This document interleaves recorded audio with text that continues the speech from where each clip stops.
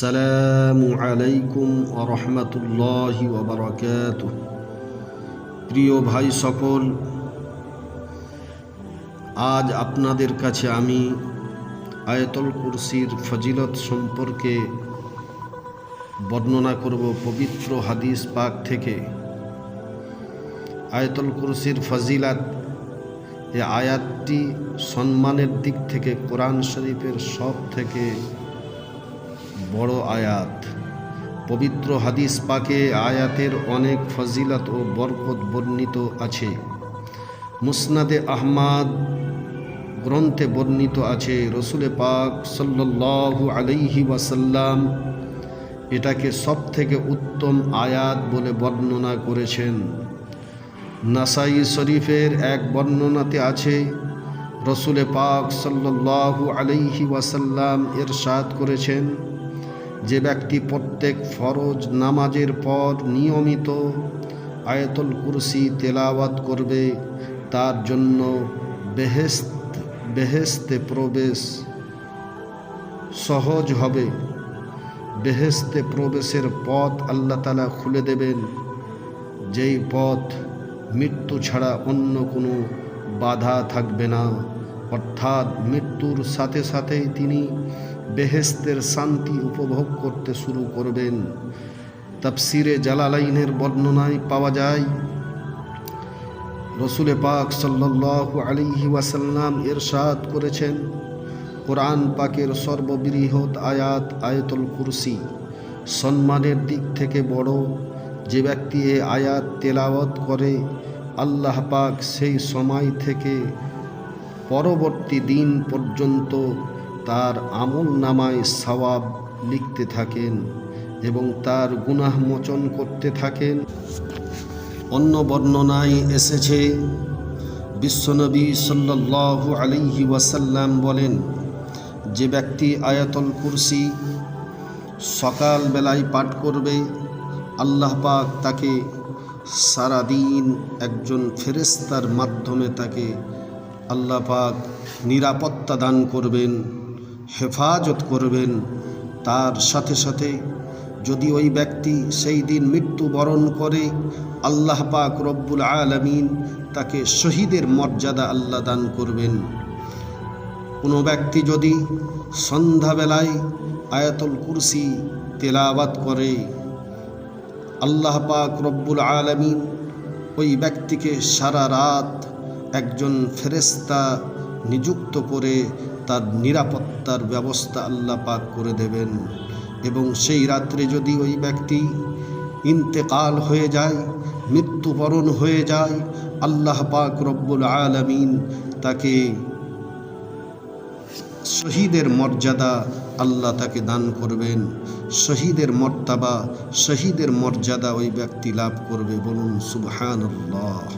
ভাই সকল, অন্য রেওয়ায়েতে এসেছে, বিশ্বনবী সাল্লাল্লাহু আলাইহি ওয়াসাল্লাম বলেন, যেই ব্যক্তি 5 ওয়াক্ত ফরজ নামাজের পরে এই আয়াতুল কুরসি তেলাওয়াত করে সিনাই ফু দেবে, আল্লাহ পাক রব্বুল আলামিন তার অতি আসানের সাথে মৃত্যু দান করবেন। বলুন সুবহানাল্লাহ।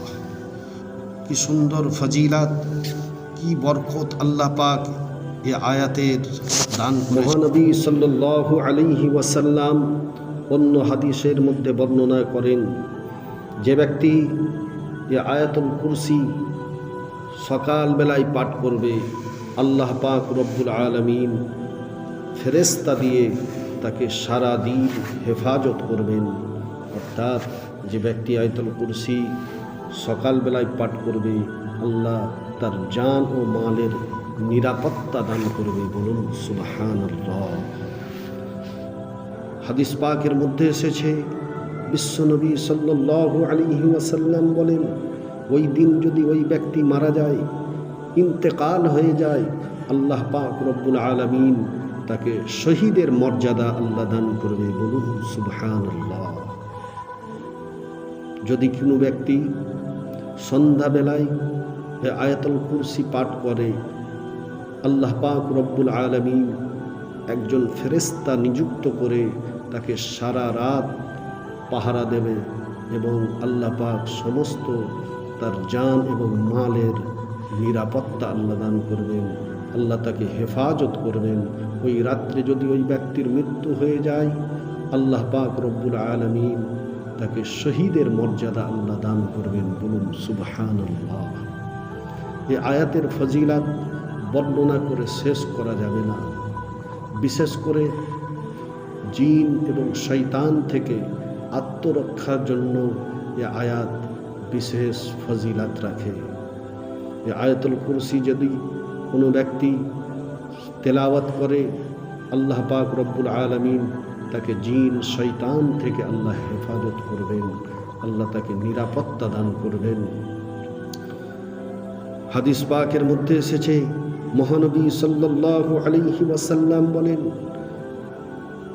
যদি কোনো ব্যক্তি 5 ওয়াক্ত নামাজের পরে আয়াতুল কুরসি তেলাওয়াত করে সিনায় ফু দেয়, আল্লাহ পাক রব্বুল আলামিন তার অতি আসানের সাথে সহজভাবে আল্লাহ তার মৃত্যু দান করবে।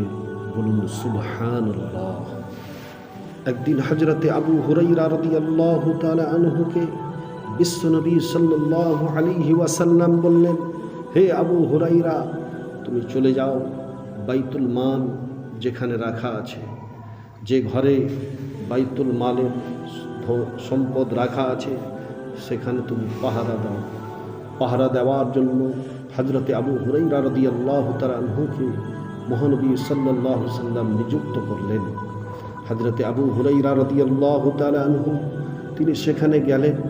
গিয়ে যখন দেখলেন গভীর রাত হয়ে গিয়েছে, কোনো মানুষের শব্দ পাওয়া যায় না, এমন সময় গভীর রাত্রে এক ব্যক্তি এসে বাইতুল মালের ভিতরে তার হাত দুটোকে ঢুকিয়ে দিয়ে সেগুলোকে চুরি করার জন্য, আত্মসাৎ করার জন্য সে প্রস্তুত হয়েছে। এমন সময় হযরতে আবু হুরায়রা রাদিয়াল্লাহু তাআলা আনহু ওই ব্যক্তির হাতটাকে ধরে ফেলেছে। ধরে বলছে যে, তুমি বাইতুল মাল চুরি করার জন্য এখানে এসেছো, তোমার বিচারটা বিশ্বনবীর দরবারে আমি দেব। চলো, তোমাকে ছাড়বো না, এক্ষুনি বিশ্বনবীর দরবারে আমি তোমাকে নিয়ে যাব।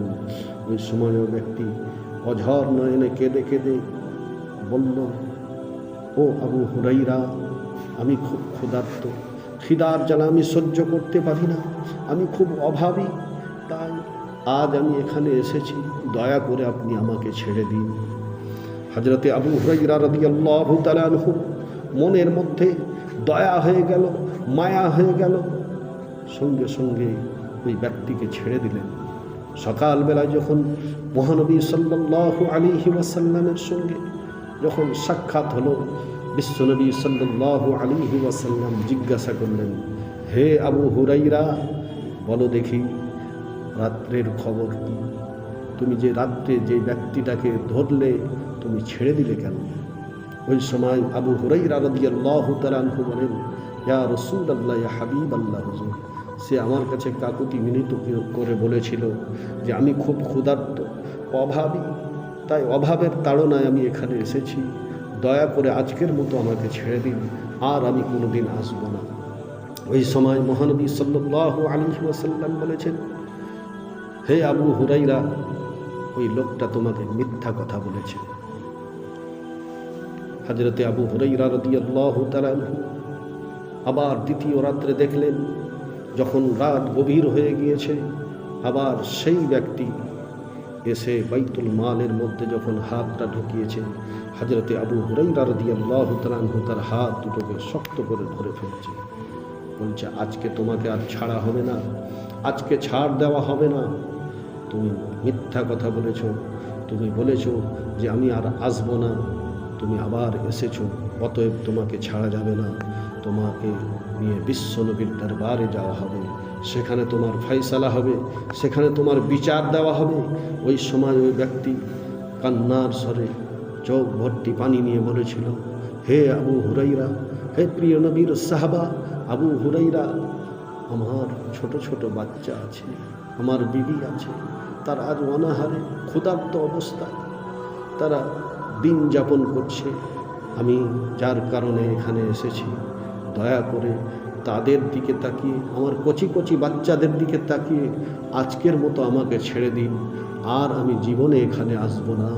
ওই সময় আবু হুরায়রা রাদিয়াল্লাহু তাআলা আনহু অন্তরে মায়া হয়ে গেল, দয়া হয়ে গেল, এই ব্যক্তিকে ছেড়ে দিলেন। পূর্বের নাই সকালে যেমন বিশ্বনবীর দরবারে গেলেন, রসুল পাক সাল্লাল্লাহু আলাইহি ওয়াসাল্লাম বললেন, হে আবু হুরায়রা, তোমার আজ রাত্রের খবর কি? তুমি যে ওই ব্যক্তিকে ধরলে, আবার তাকে ছেড়ে দিলে কেন? ওই সময় আবু হুরায়রা রাদিয়াল্লাহু তাআলা আনহু বলেছিলেন, ইয়া রাসূলুল্লাহ, ইয়া হাবিবাল্লাহ, হুজুর, ওই ব্যক্তি আমার কাছে কাকুতি মিনতি করে, কান্না ভরা,